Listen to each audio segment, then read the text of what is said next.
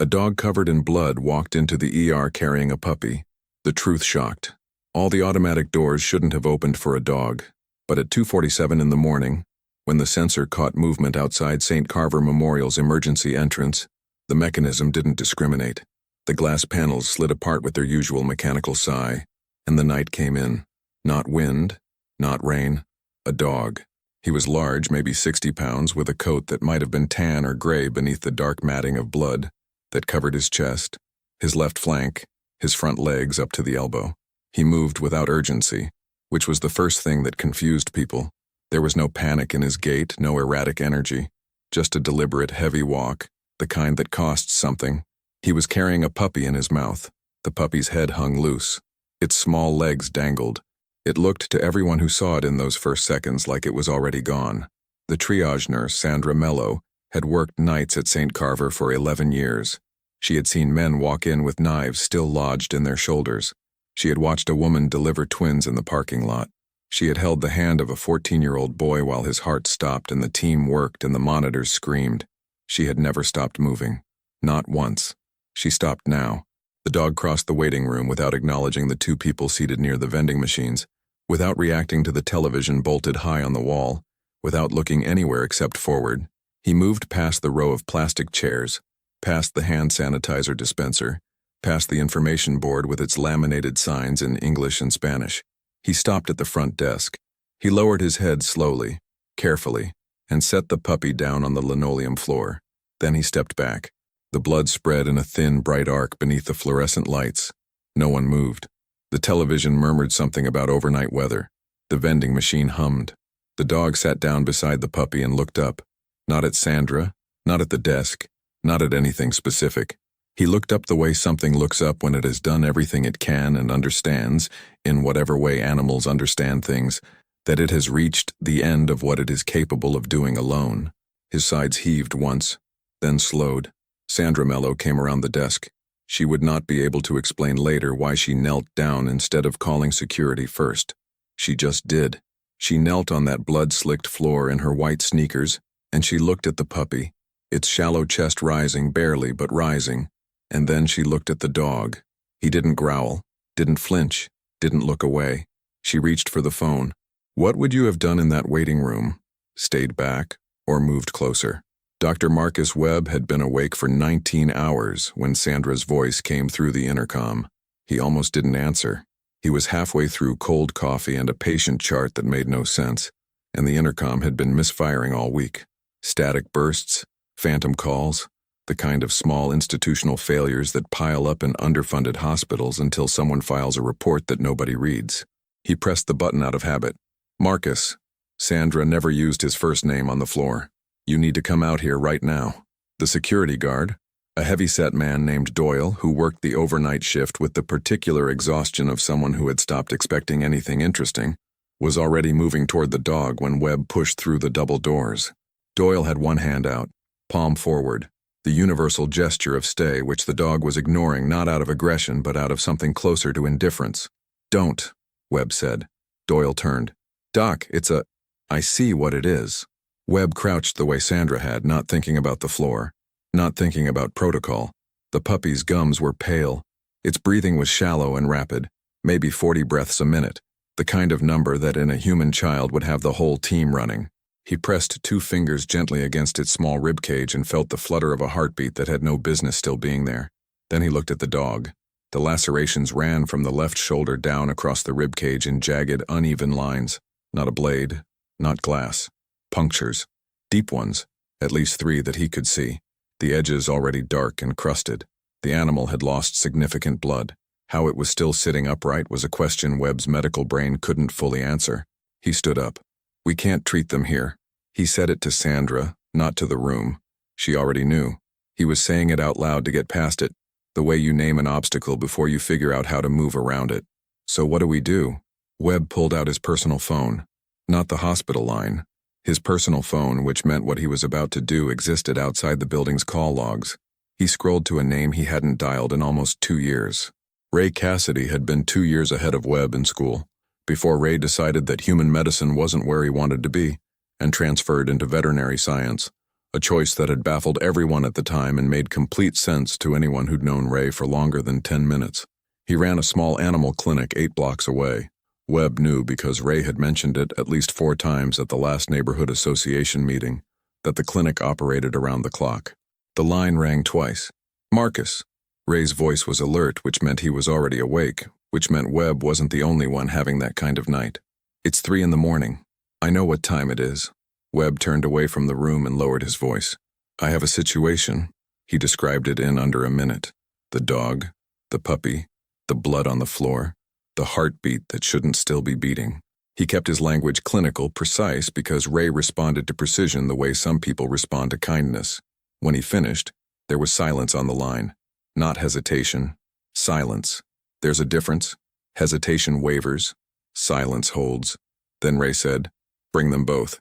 Webb hung up and turned back to the room. Doyle was still standing with his hand out. The dog was still sitting.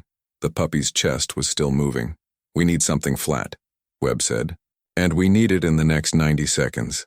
They used a gurney board and a folded moving blanket from the supply closet, the kind kept on hand for patients brought in from car accidents, for bodies that needed to be treated with particular care. Nobody said anything about the irony of using it for a dog. Sandra held the puppy flat against the board, while a night shift orderly named Pete carried the other end. The dog watched the puppy being lifted with an attention so focused it was almost unbearable to observe. Not frantic, not aggressive, just locked in, the way something watches when movement means the difference between safe and lost. When they opened the side door to the parking lot, the cold air came in hard. Webb had pulled his car around. A 10-year-old Subaru with a cracked dashboard and a back seat still covered in his daughter's soccer cleats. He cleared the back seat in 4 seconds flat, throwing everything into the front without looking. Getting the dog into the vehicle was the moment Webb had been quietly dreading. He didn't need to dread it. The dog stepped up onto the back seat and lay down beside the board where the puppy rested. Slow and deliberate, as if he had done this before, as if this were simply the next thing that needed to happen. His breathing was labored. His left front leg trembled faintly when he put weight on it. But he lay down, and he turned his head, and he kept his eyes on the small body beside him. Webb drove. He didn't use the siren. The car didn't have one. But he ran 2 red lights and took the corner onto Delgado Street faster than he should have. Sandra had stayed back at the hospital. It was just Webb, the dark road, and the sound of the dog breathing in the back seat. He checked the mirror twice. Both times the dog was looking at the puppy. Ray Cassidy was standing outside the clinic when Webb pulled in, which meant he had been standing there for a while, which meant he had called his technician, Alicia, before Webb had even started the car. The clinic lights were all on. Through the front window, Webb could see 2 exam tables already cleared, paper laid fresh, equipment that had been asleep an hour ago now awake and waiting. Ray didn't say anything when he opened the back door of the Subaru. He assessed with his eyes first, the dog, the puppy, the blood, and then he and Alicia worked together with the quiet efficiency of people who had done difficult things in the middle of the night before and understood that talking could wait. The dog allowed himself to be lifted onto a stretcher. He didn't resist, but as they carried him through the clinic door, he turned his head back toward the parking lot, toward the place where the puppy had been, and something passed across his face that Webb, standing alone in the cold with his car still running, couldn't name and wouldn't try to. Inside, Alicia's preliminary check came fast. She called the numbers across the room to Ray without looking up. Severe lacerations, 3 confirmed puncture wounds on the left flank, estimated blood loss significant, possible internal trauma, blood pressure dropping. The dog's vitals were the vitals of something that had been running on something other than biology for the last hour. The puppy, blunt force trauma to the skull, severe dehydration, hypothermia, heart rate unstable, but present. Ray looked at Webb over the exam table. 20 minutes later, he said, and we're having a different conversation. Webb nodded. He already knew. He leaned against the doorframe of the clinic and listened to the sounds of 2 simultaneous emergencies being managed by people who were very good at their jobs. And he thought about the automatic doors sliding open, and the dog that had walked through them, and the deliberate, costly way it had crossed that waiting room floor. Outside, the city was quiet. The night had no idea what had just moved through it. The results came back at 4:22 in the morning. Alicia set the printout on the counter without comment, the way she did when the numbers spoke clearly enough that adding words to them would only dilute the effect. Ray picked it up. Read it once, set it back down and read it again. Then he walked to the door frame where Webb had been standing for the better part of an hour and handed it to him without explanation. Webb read it. Neither of them spoke for a moment. The blood work and wound analysis told a story that was not complicated, but that took a few seconds to fully absorb. The majority of the blood, on the dog's coat, on the clinic floor, on the back seat of Webb's Subaru, on the white linoleum of St. Carver's emergency entrance, was the dog's own, not the puppy's. The puppy's injuries, though serious, were blunt and secondary. Trauma from impact, from cold, from exhaustion. The kind of damage that comes from being thrown, or dropped, or left somewhere hard. There were no lacerations on its small body, no puncture wounds, no marks consistent with a direct attack. The dog had 3. The pattern of the wounds told the rest. 2 punctures on the left flank, deep and ragged, spaced in a way consistent with the bite radius of a large animal. A pit bull, Ray said, or something close. A 3rd wound beneath the left shoulder, a tearing laceration that had bled heavily and would have been agonizing with any weight placed on that leg. He had run on it anyway. The wounds are oriented defensively, Ray said. He used his pen to trace the angles without touching the dog, who was sedated now, breathing slow and even under the surgical lights. He was turned away, facing something else when he took these. Webb looked at the dog's face. Even under sedation, there was something in the set of the jaw, the position of the head that did not look like surrender. "How far do you think he came?" Webb asked. Ray checked what the overnight patrol officer had reported when Sandra called it in. The dog had been spotted on security footage from a convenience store on Merchant Avenue before the hospital. The clinic was 8 blocks from the hospital. Merchant Avenue was another 6 beyond that. 14 blocks. With those wounds. Carrying the puppy the entire way.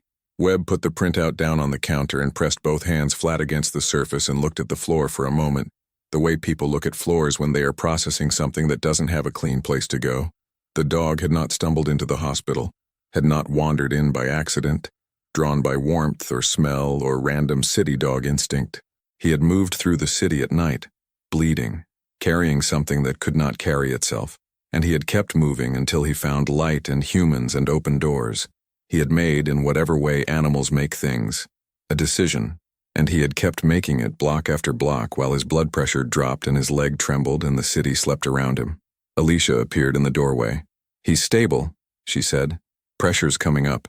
If it holds through the next hour, I think he makes it." Ray nodded without turning around. Webb stayed where he was, hands still flat on the counter, looking at the printout. 14 blocks. He thought about the moment the dog had set the puppy down on the emergency room floor, the way he had stepped back, the way he had looked up. He had been trying to say something, not in the way people romanticize animal communication, not with meaning assigned from the outside, but in the most direct, physical, biological way possible. "I have done everything I can. Now it is your turn." The city outside was just beginning to lighten at the edges. Neither man moved to go home. The detail came out sideways, the way the most important things often do. Alicia was updating the intake forms around 5:40 in the morning. Standard procedure, even for cases that had arrived wrapped in chaos and exception, and she asked Ray a routine question about breed classification for the records.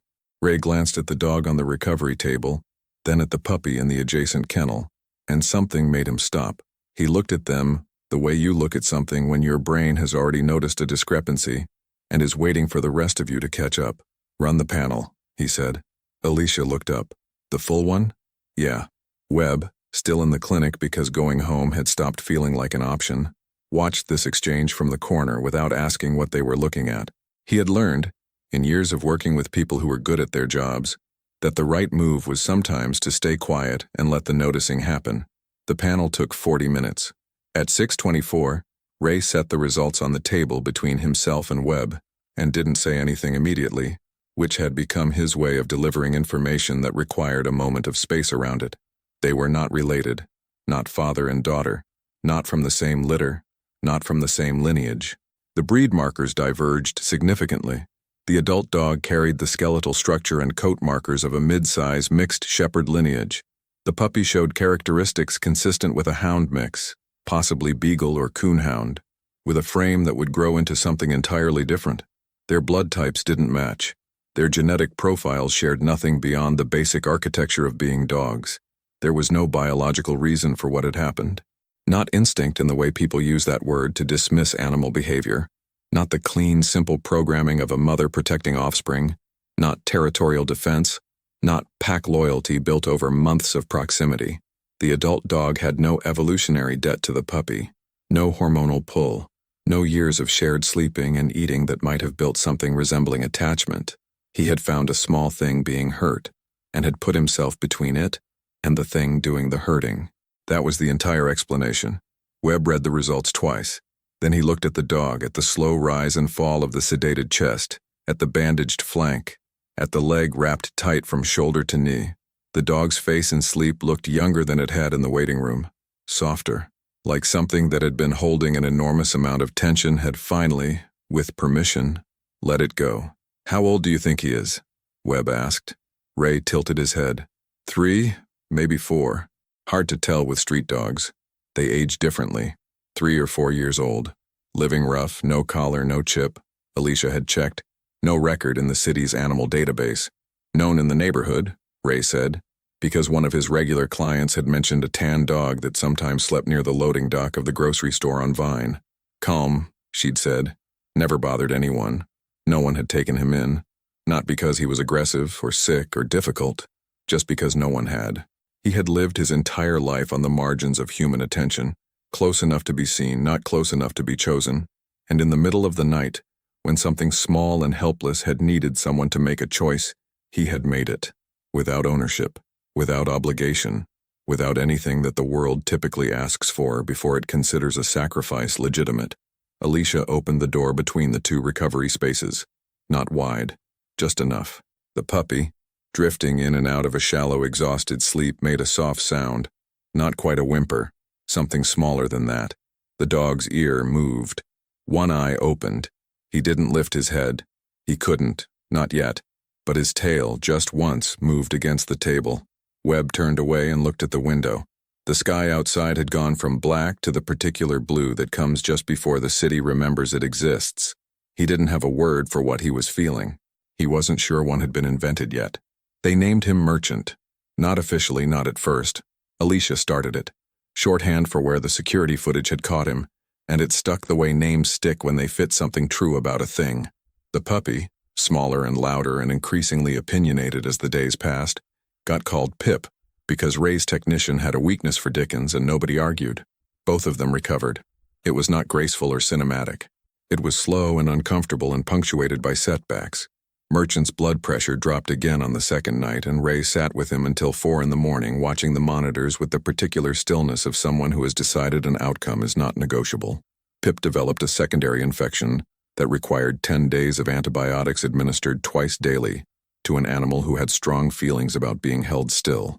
They were kept in adjacent spaces throughout, not because of some policy or protocol Ray had established, because the one time Alicia had moved Pip to the far recovery room for a procedure, Merchant had stood up, on a leg that had no business bearing weight, and pressed himself against the kennel door without making a sound, and stood there until Pip was brought back.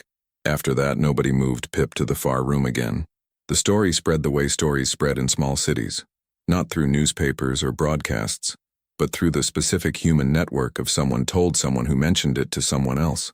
The overnight patrol officer told his wife. His wife told the women in her Thursday morning walking group. One of those women was Sandra Milo's neighbor, which meant Sandra heard her own story reflected back to her at the grocery store 4 days later, already slightly changed, already larger than it had been. Webb didn't tell anyone. He went back to the hospital, finished his shift, drove home, slept for 11 hours, and came back.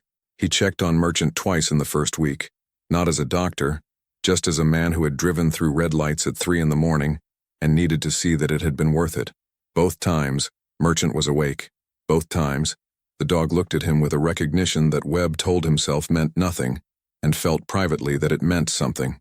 Volunteers appeared at Ray's clinic without being summoned. People who had heard the story and needed to do something with what it had made them feel. Ray accepted the donations carefully, used them for the medical costs, thanked everyone with the reserved practicality of a man who was moved but didn't perform it. The question of what happened next was answered not by a dramatic decision, but by the quiet accumulation of days. Merchant stayed. Pip stayed. Ray had not planned to have 2 dogs living in his clinic. He had not planned any of it. But there is a kind of planning that happens without intention, built from repeated small choices. The food bowl that appears, the blanket that gets washed and returned, the door left open a certain width at a certain time of day. And by the end of the third week, the absence of a plan had become its own plan. Nobody asked whether it was permanent. Nobody needed to. On a Tuesday morning, 3 weeks and 2 days after the automatic doors had opened for something they weren't designed to open for, Ray arrived at the clinic before Alicia and found Merchant lying on his good side with Pip pressed against his chest, both of them asleep in the particular boneless way of animals who feel, without complication, safe. He stood in the doorway for a moment. Then he went to start the coffee. There was paperwork to do. There were appointments at 9. The city outside was doing what cities do. Indifferent, ongoing, full of its own noise. 2 dogs slept in a back room and breathed in the same rhythm, and nobody who saw them could have guessed from the outside that one of them had no reason to be there at all. When you think about what Merchant did, not for his own, not out of obligation, but simply because something small needed protecting, what does that ask of you? Your participation means a lot to the channel. Please share your thoughts in the comments.